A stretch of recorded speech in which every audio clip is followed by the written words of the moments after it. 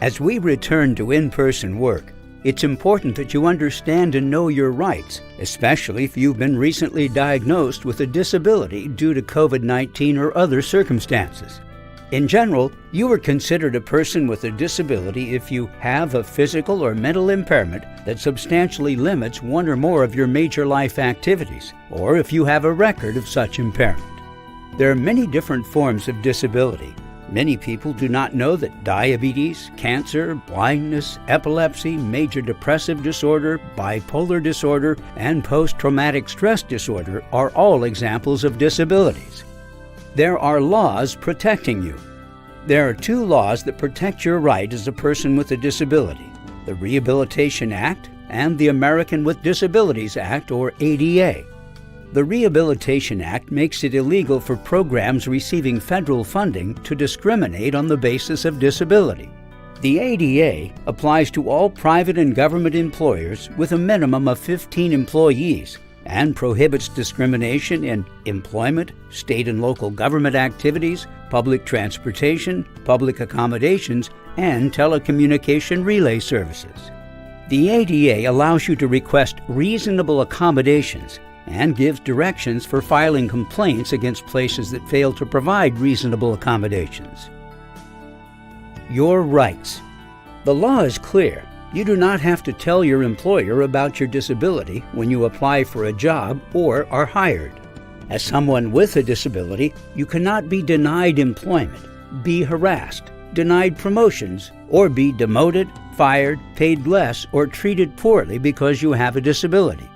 You also have the right to request reasonable accommodations at any time to help you perform your job duties. If you need a reasonable accommodation, a reasonable accommodation is any change or adjustment to your job or work environment that allows you to participate in the job application process, perform essential job functions, or enjoy benefits and privileges of your job. Some examples of reasonable accommodations include providing or modifying equipment, modified work schedules, including options for virtual work, and adjusting or modifying training materials or policies. If you realize that you need an accommodation to do your job, let your employer know that you have a disability and ask for a reasonable accommodation. The Equal Employment Opportunity Commission, EEOC, does not require you to make a request in writing. You can make a face-to-face request. When you make your request, you are not required to disclose your specific disability. Requesting an accommodation is a process and can take some time. Once you've made the request, your employer may follow up in writing or ask you to fill out a form.